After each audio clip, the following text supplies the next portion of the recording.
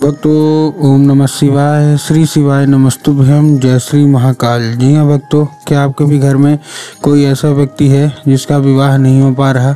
आप लोग बहुत ज़्यादा परेशान हैं उसके विवाह को लेके कि आखिरकार इस घर के जो व्यक्ति है उसका विवाह क्यों नहीं हो पा रहा।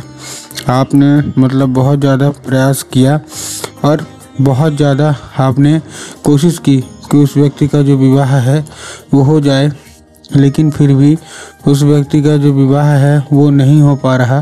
तो आप लोगों को परेशान होने की बिल्कुल भी आवश्यकता नहीं है, क्योंकि आज जो मैं आपको उपाय बताने वाला हूँ, अगर केवल आपने उतना ही उपाय कर लिया और ध्यान से सुन लिया तो अवश्य रूप से सारी की सारी इच्छा, सारी की सारी जो मनोकामना है वो पूरी होगी ही होगी। और आपके घर का जो कोई भी व्यक्ति है जिसका भी विवाह नहीं हो पा रहा, अवश्य रूप से उसका जो विवाह है वो होगा ही होगा।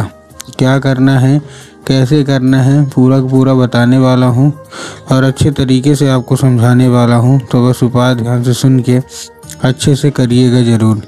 देखिए, हमारा जो सबसे पहला उपाय है, इस उपाय में आपको करना क्या है। देखिए, सबसे पहले हमारे उपाय में आपको 3 काली मिर्च लेना है और साथ में आपको लेना है क्या, 1 धतूरा। तो 3 काली मिर्च ले लिए, साथ में 1 धतूरा ले लिए। ठीक, ले लिए। अब लेने के बाद आपको करना क्या है, जिस व्यक्ति का विवाह नहीं हो पा रहा उसको क्या करना है, भेज देना है कहाँ, सीधा शिव मंदिर। अब जैसे वो व्यक्ति शिव मंदिर पहुंचेगा, शिव मंदिर पहुंचने के बाद उसको बोलिएगा कि दक्षिण दिशा में खड़ा हो जाए और उत्तर की ओर अपना चेहरा कर ले। अब देखिए, दक्षिण और उत्तर में भी ना बहुत सारे लोग कंफ्यूज होते हैं कि दक्षिण क्या है, उत्तर क्या है, हमको थोड़ा साफ साफ बताओ। तब गुरुदेव ने साफ साफ बताया है कि आप जिस भी शिव मंदिर जा रहे हैं उस शिव मंदिर का जिधर साइड जलाधारी होगा आपको अपना चेहरा करके उधर साइड खड़े हो जाना है। ठीक, खड़े हो गए।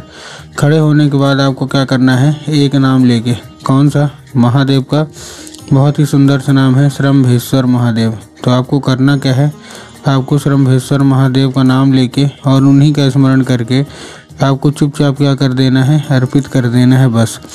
पूज्य गुरुदेव कहते हैं कि अगर आपने ऐसा कर लिया तो अवश्य रूप से सारी की सारी इच्छा, सारी की सारी जो मनोकामना है ना वो पूरी होगी ही होगी। और आपका जो भी बच्चा है जिसका भी विवाह नहीं हो पा रहा, अवश्य रूप से उस व्यक्ति का जो विवाह है वो होगा ही होगा।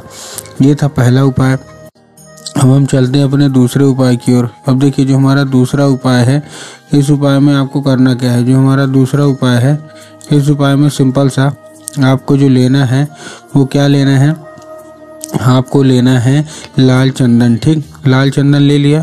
अब लाल चंदन लेने के बाद आपको करना क्या है, जैसे आप लाल चंदन लेंगे, लाल चंदन लेने के बाद आपको चुपचाप उसमें करना क्या है, आपको लेके उसको पहुंच जाना है कहाँ, सीधा शिव मंदिर। अब जैसे शिव मंदिर पहुंचेंगे, शिव मंदिर पहुंचने के बाद क्या करना है, जैसे शिव मंदिर पहुंचे, शिव मंदिर पहुंचने के बाद उसको आपको क्या करना है, आपको दिमाग में क्या होगा कि जाएंगे बाबा भोलेनाथ के ऊपर अर्पित कर देंगे, जो कि पूर्णतः गलत है।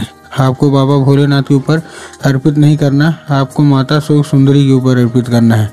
माता शोक सुंदरी की जगह कहाँ होती है, जलाधारी के बिल्कुल बीचों बीच। तो आपको क्या करना है, आपको चुपचाप वहीं अर्पित करना है माता शोक सुंदरी के ऊपर। अब जब आप माता शोक सुंदरी के ऊपर अर्पित करेंगी तो माता से क्या करना है, माता से उसको औषधि के रूप में मांगना है कि माता कृपया करके हमको इसको औषधि के रूप में प्रदान करिए। अब क्या होगा, अब ये औषधि का रूप ले लेगा। अब 5 मिनट तक आप खड़े रहिए। 5 मिनट तक खड़े रहने के बाद आपको करना क्या है, जैसे 5 मिनट तक आप खड़े रहेंगे, 5 मिनट तक खड़े रहने के बाद आपको वो जो लाल चंदन है वो क्या करना है, अपने हाथ में फिर से लगाना है।